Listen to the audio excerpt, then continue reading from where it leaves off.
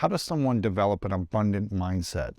Something where they believe that abundance of love and joy and opportunities can come to them versus staying stuck in a limit of what they're capable of creating or achieving. One should,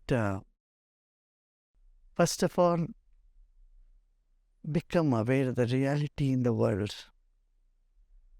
Get out of our little well that we are into and see the ocean of humanity where it is and compare with that, and you'll see you'll be grateful. You are at least much better off than so many people who don't even have the basic things that you have. Right. That itself will give you a breathing space. See? Feel better about yourself. Number one. Second, again here I would say meditation will help one to get out of grief and sense of lack. You know? It's just a state of mind. You can continue to feel lack even if you are a billionaire. It's true. It can continue with you forever in your life. So here meditation can bring that inner sense of abundance. And when you have that inner sense of abundance, I tell you, abundance will start flowing to you from outside as well. What should that feeling be inside of us in order to feel abundant? What does that feeling look like, experience? Isn't it? There's no, it should be this way. Mm-hmm. Your feelings are feeling, just be with it. Those feelings come because you have certain misconceptions in your mind, wrong notions in your mind, or stress, too much stress, then everything appears to be very bleak. Yes. And you don't enjoy even simple things, you know. So I feel stress is the biggest enemy of mankind. Really? Because stress destroys the relationship. It destroys your own peace of mind. It your health. Your health. Yeah. And your communication goes for a toss. You react more. Yeah. But it seems so hard for people to let go of stress. To just let go of it. It seems... No, because nobody taught them how to get out of this. Interesting. Neither at school nor at home, no one teaches us how we can be free from stress. We're seeing how to be stressful, but not how to get out of stress. Get out of stress. We see other people stressed, and we're mimicking that, but not how to be peaceful. Yeah, because this education is missing. That is where I feel it's very important. Now, intellectually, I shouldn't be upset, I shouldn't be annoyed, I shouldn't lose my temper. All this intellectually, as a concept, you understand all that. But in practical life, it doesn't seem to become a reality. It doesn't translate into reality. Your thoughts are different, your actions are different. This is where the breathing techniques and Sudarshan Kriya sky techniques all come in so handy. Yes. Because it helps when it gives tools and technique for people to, just let go. Yes. Of those and feel the freshness from within. How often do you feel stressed or angry today with all the wisdom that you have? Do you ever feel stressed or angry? Do I look stressed? Not right now. But do you ever have moments inside where I don't like that person did this thing or said this, or does it ever just a little bit and then you go back to your... It will be so hard to believe, but it is the truth that I don't get this at all. That's got to feel amazing. It's got to feel peaceful. Yeah. How much does the ability of someone needing to learn to heal support them in overcoming stress? If they still have emotional or physical wounds from the past or memories from the past that need hurt to them. be healed. And again here, this will help you to heal. Our breathing technique, meditation helps you to just come out of it. And that's what we have been doing in this country for all the war veterans. They had tried all psychological things, and then they have seen doctors and PTSD syndromes. 8,000 of war veterans in America alone have undergone these programs, healing breath workshops. Wow. And you must hear their experiences. And it's so heartwarming. The mothers and the wives of those people have said, we got our son back. These same war veterans who just hide in their basement, would not have any family life. And that the trauma of war, wounds Oh my of gosh. the psychological wounds they had undergone, moral wounds, are very difficult to heal. But just in few days' time, 3-4 days' time, they're completely out of it. Wow. So a gentleman even made a movie out of it.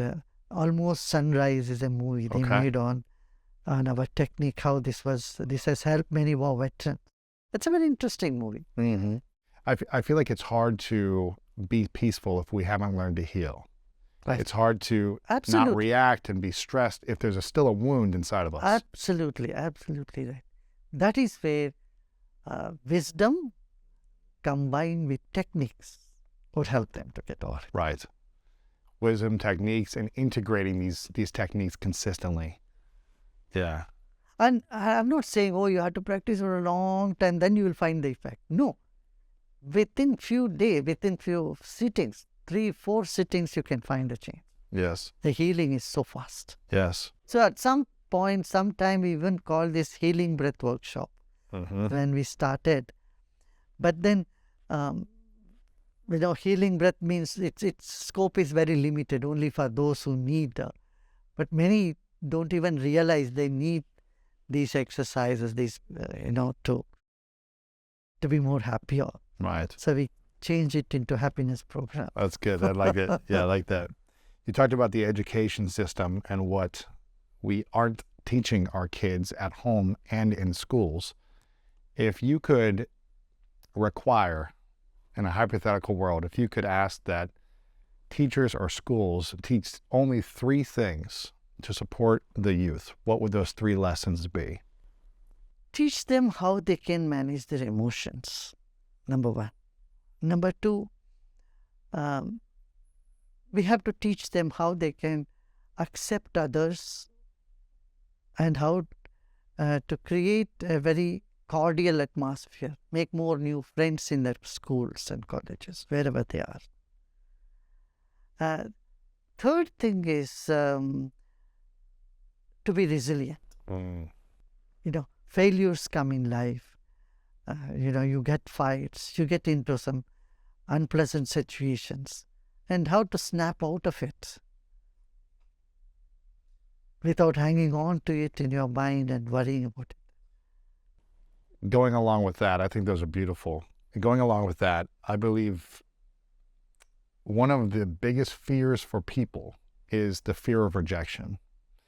The fear of other people's opinions and rejection. How does someone learn to be okay with others rejecting them, with nasty comments online, with people saying no to them over and over? How does someone learn to still love and appreciate themselves in the face of rejection? You need inner strength for that. That's where the journey within will help you a lot. Yeah. You need inner strength to be able to be solid and not worry about what others say, not to be football of others' opinion. For that, you need that inner strength. And it's a gradual growth. You can't say it can happen right tomorrow after listening to our podcast. No. For that, they need to do a little bit of meditation, a little bit of wisdom, and all rest will be the journey with you. Yeah, for sure. But why do you think people hold on to the opinions of others so much? Why do we care so much about what? Because you don't have a bigger context about life. You don't see all the thoughts, all the opinions of people are changing, including your own. You had some opinion about somebody and then it just changed very fast, or, in few days or in few months, right? Your opinions do change. So others, you must give others also the freedom to change their opinions. It's true. And we don't have to think their opinion is is right. is Or etched in stone and same all the time. It's just a ripple on the surface of water, yes, and you have no control over that. that's true. And the bigger context to your life, again, and more being conscious of the different treasure of wealth that you have, the beautiful qualities you possess as a human being, will help you Yes, to overcome those things. broadening your perspective about life. Correct, correct. I've heard you talk about, that we have so many thoughts every single day in our mind, right? Thousands, millions of thoughts a day. What are the thoughts that we should be trying to focus on the most consistently when we have a negative thought? How can we replace it with something else? I feel you shouldn't fight with any thoughts. The more you resist, the more those thoughts will come to you. There is a skill in dealing with the thought, turning the negative into positive. That skill is what meditation is all about. And if you are stressed, however you struggle to get rid of negative thought, it is impossible for you to get rid of them. If you don't get rid of stress and try to only manage the thought, it is not going to work. Root cause of all this negativity is the stress. You get rid of stress and you will see naturally you will have only positive. Right. And if you start to heal, you'll start to get rid of the stress. Absolutely. Yeah. Is it possible to be happy and hurt at the same time? Have like a wound emotionally or psychologically or physically? Is it possible to be happy at the same time that you're dealing with this Maybe hurt? partially there could be some more, but to be really totally happy, you have to get rid of the wound. The wound. And I don't see it is impossible. Right. I see it is very much possible.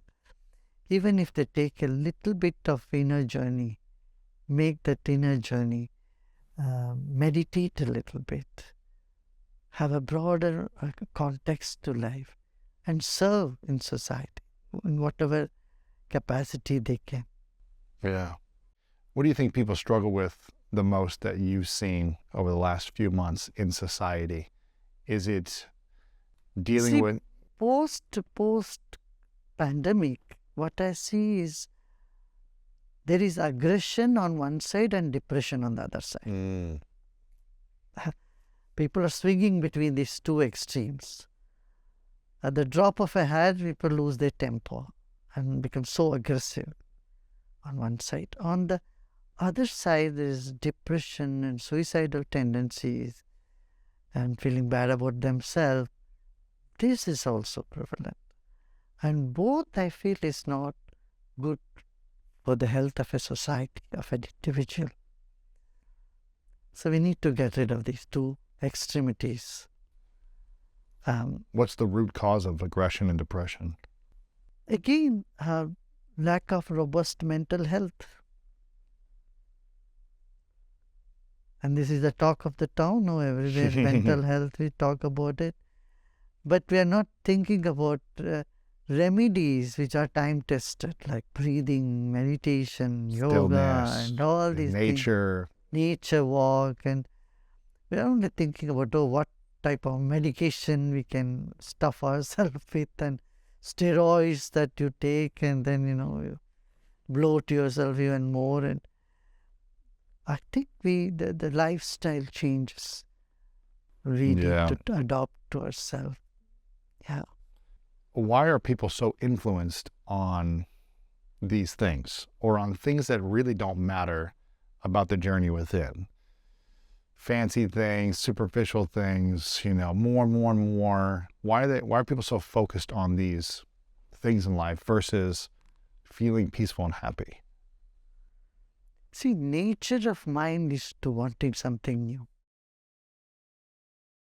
Mind always goes for something new. Right. And fashion and more. But the heart always longs for something old. You take pride in an old friend, not in a new friend. Right. And you take pride in having the latest model of car or a computer or a watch, right? That's the latest thing that the mind wants. So life is like that. Life is a combination of old and new. Like the roots are old, but the shoots come new every year. Right. And we had to balance them. And if you don't attend to the roots at all, there is no life. That's true. How do you balance that in your life by having the mission that you're on and dealing with everything else that's happening? Life is already balanced. You don't have to make any, attempt to balance it. It's been like this for me. Right. Because I want nothing for myself. What's that? I want nothing for myself. Right. So I'm here to give, and whatever I have, I Yeah. give. That's it. So, Right. Have you always been like that, or did you have to train your mind to? No, I didn't have to do any training. No, nothing. I've been like this. Really? Why do you think you've been like that? It's been easy for Well, you. I don't know myself. It's been like that. It's my nature. I've been Yeah. like that from my very young days. So, when you have a purpose, and the nature is taking over that, you're not even thinking, I have to do this. Nature makes things happen through you. Right. Did you always have a purpose, or did it come to you later in life? No, I always, from childhood, I Really? knew that. So, unite everybody.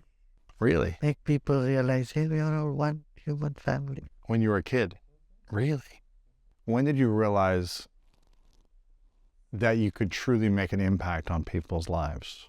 Like, how old were you when you noticed that you were able No, to? you see, I did not think about, I had to do this and this and this and that. And I just let life take over, and I flew with however the time took me, wherever it took me. Right. I've heard you talk about mental health, about creating the journey within, meditation, breathing, and really broadening our perspective of life.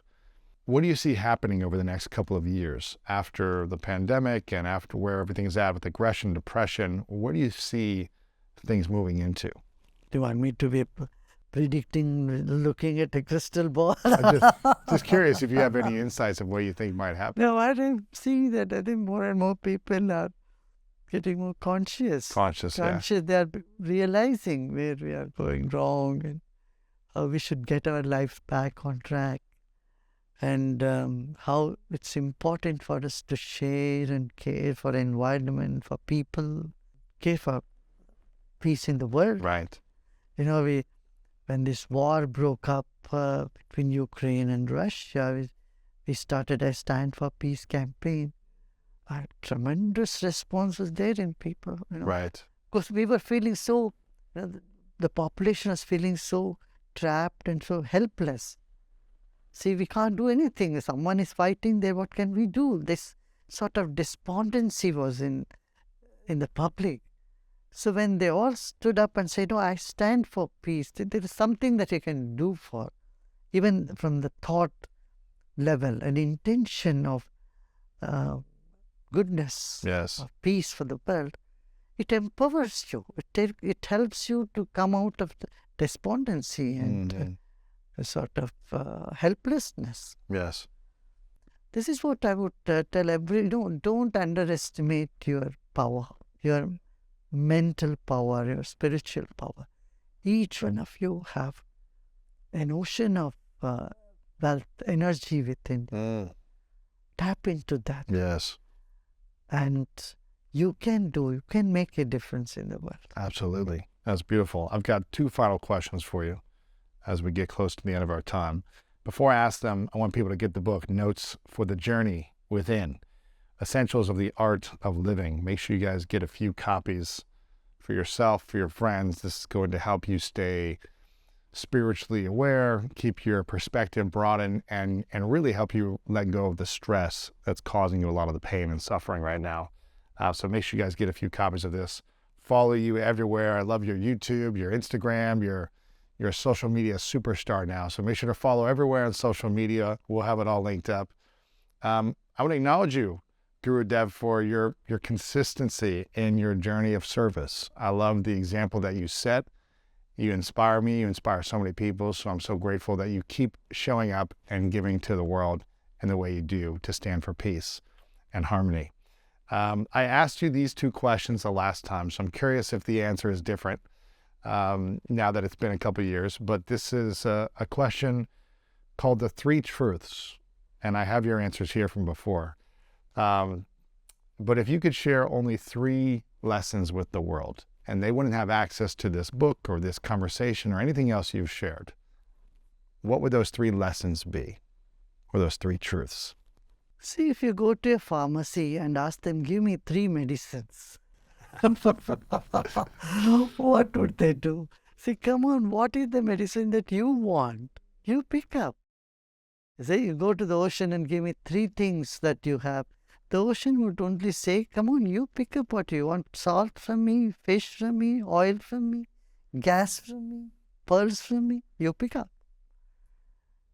Wisdom is an ocean. And so you pick up what you want. And that's what journey within is. I like it. Final question. What is your definition of greatness? Why do we have to define greatness? You don't need to define anything that is very big, very significant in your life. Goes beyond definition. You can't define love. You can't define compassion. How can you encapsulate something which is so sacred, so intimate to you, like compassion or love, in few sentences? Same with greatness. It's something that uplifts you, elevates your whole spirit. When you feel more than what you are yourself, and then you want to define it, what gratefulness is, then we are not doing justice to those qualities or those words even. See, you're forgiving somebody so that you could be free. Otherwise, they occupy your upper chamber and trouble you day and night, right? It's not for the other person you are giving forgiveness. It's for your own sake. You don't want to punish yourself. You don't want to carry the garbage.